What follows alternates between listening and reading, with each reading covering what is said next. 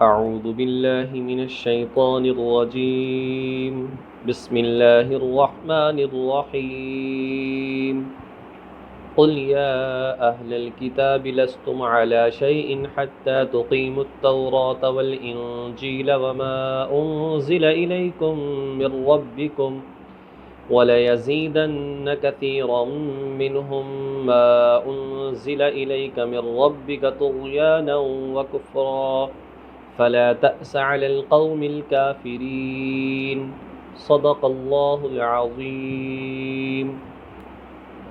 قل یا اہل الکتاب، کہہ دو اے اہل کتاب، لستم علی شیء، کہ تمہاری کوئی بنیاد نہیں ہے، تم نہیں ہو کسی چیز پر، حتی تقیموا التوراۃ والانجیل، جب تک کہ تم قائم نہ ہو جاؤ تورات پر اور انجیل پر، وما انزل الیکم من ربکم، اور اس پر جو اب تمہارے پروردگار کی طرف سے تمہاری طرف نازل کیا گیا ہے.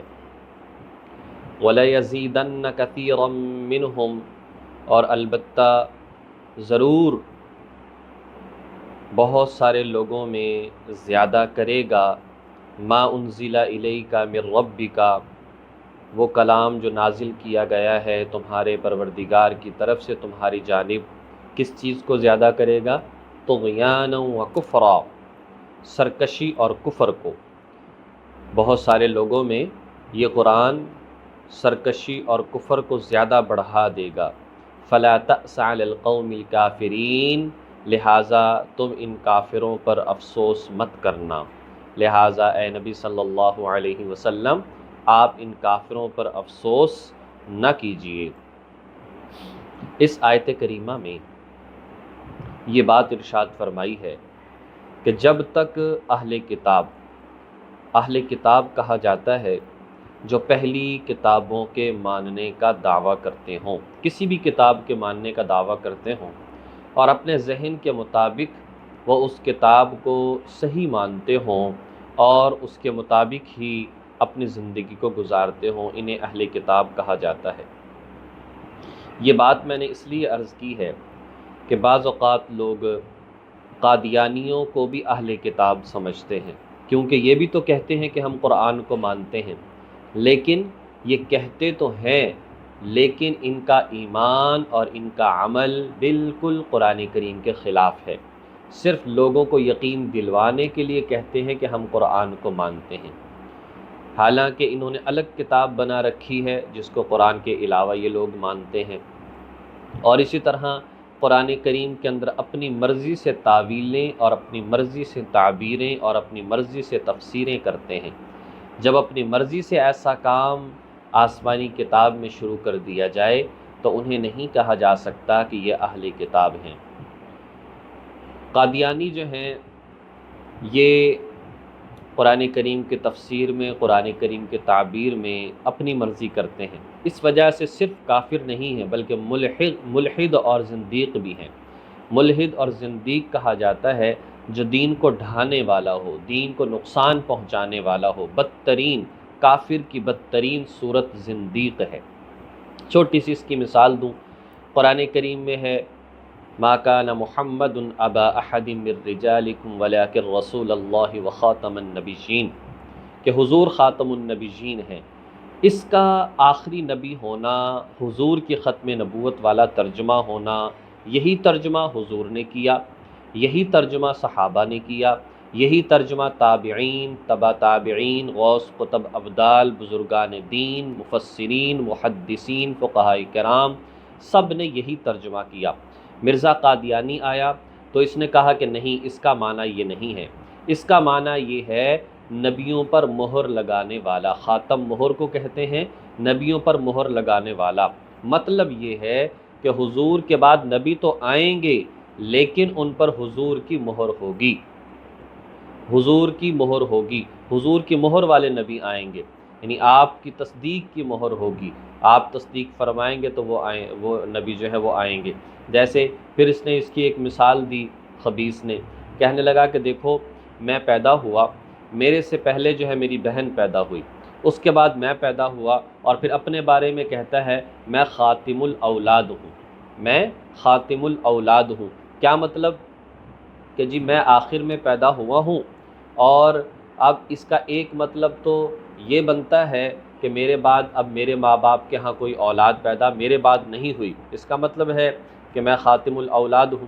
دوسرا اس کا مطلب اس نے یہ کیا کہ اگر اس کے بعد مطلب میرے بعد جو اولاد پیدا ہوئی ہے یہ گویا کہ میری مہر کے ساتھ پیدا ہوئی ہے، اور اس اعتبار سے جو ہے ایک ملا جلا سا اس نے جو ہے وہ معنی کیا۔ غرض بات یہ ہے کہ وہ ترجمہ، وہ معنی نہ کسی کے سمجھ میں آنے والا، نہ اس کے مطابق ہمارا ایمان، نہ اس کو عقل تسلیم کرتی ہیں۔ تو ان لوگوں نے اس اعتبار سے لوگوں کو جھانسا دیا اور ان لوگوں کے ایمان کو ضائع کرنے کی کوشش کرتے ہیں۔ بہرحال ہم بات یہ کر رہے تھے کہ جو اہل کتاب ہیں، تو اہل کتاب جو پہلی کتابوں کے ماننے کا دعویٰ کرتے ہوں اور اپنی سمجھ کے مطابق ان پر عمل بھی کرتے ہوں، چاہے کچھ بھی ہے لیکن وہ بڑی تعظیم کرتے ہیں، اس میں رد و بدل ان لوگوں نے کیا لیکن وہ تعظیم کرتے ہیں، اور اس اعتبار سے رد و بدل نہیں کیا۔ ادھر تو یعنی وہ ایک سمجھ لیں کہ امتی بن کر یہ معاملات کر رہے تھے، یہ تو خود نبی بن بیٹھا، تو اتنی بڑی گستاخی تو بالکل بھی جو ہے وہ برداشت نہیں ہو سکتی۔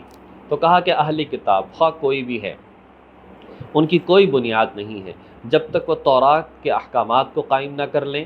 تورات کے احکامات میں حلال حرام کو بیان فرمایا تھا، فرمایا انہیں سمجھیں، اور ساتھ ساتھ نبی پاک صلی اللہ علیہ وسلم کی نشانیاں بتائی گئیں، لہذا حضور پر ایمان لے آئیں۔ اسی طرح انجیل احکامات کو سمجھیں اور حضور پر ایمان لے آئیں۔ اور جو اب کتاب نازل ہوئی ہے یعنی کہ قرآن کریم، وما انزل الیکم من ربکم، اس قرآن پر ایمان لے آئیں، اس قرآن کو بھی ماننا شروع کر دیں، اس قرآن کے مطابق زندگی گزارنا شروع کر دیں، پھر تو ان کی بنیاد ہے، ورنہ ان کی کوئی بنیاد نہیں۔ وَلَيَزِيدَنَّ كَثِيرًا مِّنْهُم مَّا أُنزِلَ إِلَيْكَ مِن رَّبِّكَ طُغْيَانًا وَكُفْرًا، اور قرآن ایسا ہے کہ یہ ان میں سے بہت سارے لوگوں میں اب بھی طغیانی اور کفر کو زیادہ بڑھا دیتا ہے۔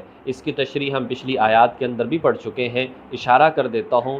شیخ سعدی شیرازی رحمۃ اللہ علیہ فرماتے ہیں اس کا مطلب یہ ہے قرآن تو ہدایت بن کر آیا ہے، لیکن یہ لوگ بغض اور عناد کے اندر اتنا بڑھے ہوئے ہیں کہ اس قرآن میں بھی اختلاف کرتے ہیں، اس قرآن میں بھی جو اعتراض کرتے ہیں۔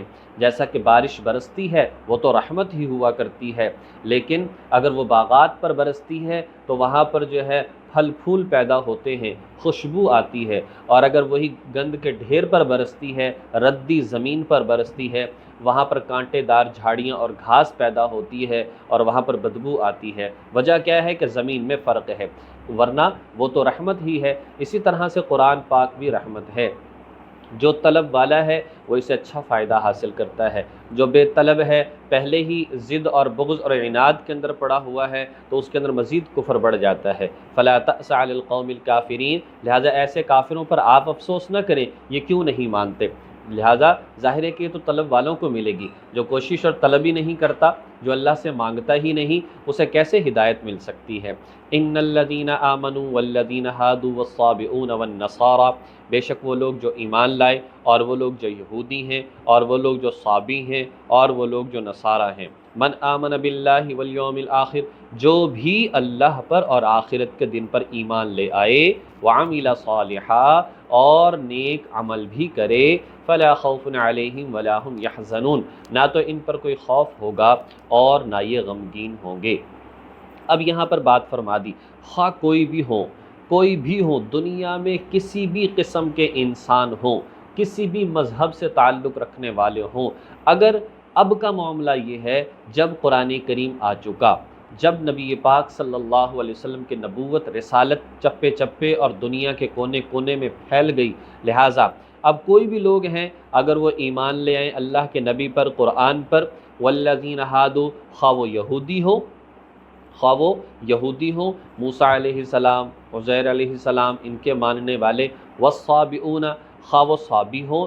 یہ ویسے تو حضرت داؤد علیہ السلام کے ماننے والوں کو اور زبور کے ماننے والوں کو صابی کہا جاتا ہے، لیکن صحابی ویسے ستارہ پرست کو کہتے ہیں۔ یہ لوگ ان کتابوں کو بھی مانتے تھے لیکن ساتھ ساتھ ستاروں کی پرستش بھی کیا کرتے تھے۔ تو فرمایا خواہ وہ ہو مشرکین ہو والنصارى، اور خواہ نصرانی ہوں، عیسائی ہوں، عیسیٰ علیہ السلام اور انجیل کے ماننے والے ہوں، خواہ کوئی بھی ہے اس وقت جو بھی ایمان لے آئے اللہ پر اور آخرت کے دن پر، اللہ پر اور آخرت کے دن پر، لہذا جو ایمان لے آیا وعمل صالحا، اور جس نے نیک عمل کر لیے، جس نے نیک عمل کر لیے، پھر کیا ہے نیک عمل کا مطلب کیا ہے؟ جو اب قرآن کے مطابق ہے۔ نیک عمل کا مطلب کیا ہے؟ گناہوں کو چھوڑ دیں۔ فلا خوف علیہم ولا هم یحزنون، تو نہ تو ان پر کوئی خوف ہوگا نہ یہ غمگین ہوں گے۔ دونوں آیات کا خلاصہ یہ نکلتا ہے جب کسی کے پاس آسمانی کتاب موجود ہو، اگر وہ اس کے مطابق عمل نہ کرے تو وہ کبھی کامیاب نہیں ہو سکتا، اس کے زندگی گزارنے کی کوئی بنیاد نہیں ہے۔ اللہ کا شکر ہے، ہمیں شکر ادا کرنا چاہیے۔ ہمیں اللہ پاک نے قرآن کریم عطا فرمایا جس کی حفاظت کی ذمہ داری خود لی۔ اللہ پاک نے ایسا نبی عطا فرمایا جس کی ایک ایک عادت مبارکہ جو ہے صحابہ کرام نے محفوظ کی، مکمل کامل طریقہ ہمارے سامنے موجود ہے۔ تو اگر ہم اس کے مطابق اپنی زندگی کو گزارنے کی کوشش نہیں کریں گے، اگر اس کے مطابق جو ہے ہم اپنے آپ کو ڈھالنے کی کوشش نہیں کریں گے تو ہماری کوئی بنیاد نہیں ہوگی۔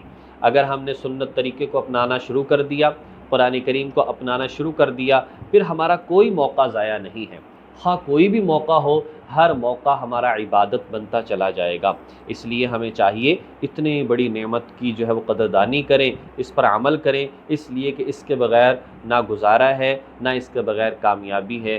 اللہ پاک ہمیں ان باتوں کو سمجھ کر عمل کرنے کی توفیق نصیب فرمائے۔